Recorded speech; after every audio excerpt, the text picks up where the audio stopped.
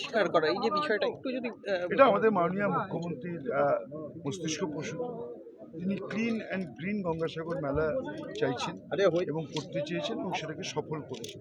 এটা আমরা গত 4-5 বছর ধরে আমাদের প্রয়াস যে প্লাস্টিক বর্জন করে একেবারে পরিবেশ বান্ধব একটা মেলাকে গড়ে তোলা।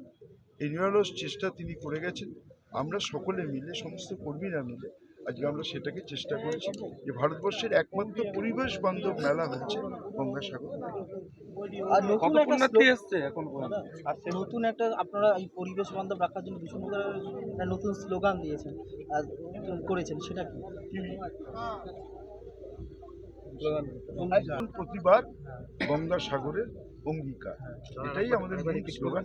এবং আমি বলবো তো, আপনারা তো বিভিন্ন মেলা কভার করেন, দেখেছেন এরকম প্রত্যেকটা মুহূর্তে প্রায় 3000 সৈকত কর্মী আমাদের 24/7 একটা কেউ ফেললেই সঙ্গে সঙ্গে তুলে নিচ্ছে। এই যে চেষ্টা, আমি বলছি ওকে hats off to all, credit goes to our chief minister Mamata Banerjee. আমরা কুর্নিশ জানাই, অভিনন্দন জানাই, ধন্যবাদ জানাই, প্রণাম জানাই। যেভাবে প্রতি মুহূর্তে মনিটরিং করেছে, কোন দপ্তরের কোথায় সঙ্গে সঙ্গে সেই মন্ত্রী, কোন আধিকারিক, কোন আমলা, তিনি সারাক্ষণ মনিটরিং করেছেন বলেই আজকে 1,30,00,000 মানুষ এসছেন, পুণ্যস্নান করেছেন এবং তারা নির্বিঘ্নে বাড়ি ফিরে মেলার পরে তো নোংরা হবে বা সেটা কি আবার পরিষ্কার হবে না?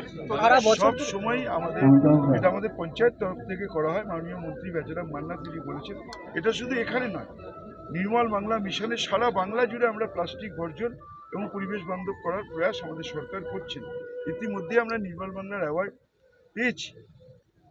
যারা দিয়েছেন, যারা সারাদিন আমাদের বিরোধিতা করেন, আমাদের বিরুদ্ধে উৎসাহ করেন, তারাই দিয়েছেন। ভারতবর্ষের মধ্যে আমরাই প্রথম হয়েছি, এটা মাননীয় মন্ত্রী বেচারাম মান্না বলেছেন। শুধু আজকে মেলার জন্য নয়, মেলার সময় এই জন্য বেশি করে করা হয় যে হাজার হাজার লক্ষ লক্ষ কোটি কোটি মানুষ আসে তাদের জন্য, কিন্তু সারা বছরই বীজ পরিষ্কার রাখার প্রয়াস আমাদের সরকার, আমাদের মাননীয় মুখ্যমন্ত্রী করছে। দাদা শেষ পর্যন্ত কত পুণ্যার্থী হলো? আমি তো বললাম তো 1,30,00,000। না আজকের তো এখনো কাউন্ট করা হবে, তারপরে তো বলবো। 1.5 কোটি না, সেটা আমরা যতক্ষণ না সরকার প্রশাসন, পুলিশ প্রশাসন থেকে রিপোর্ট পাবো আমরা কি করে বলবো।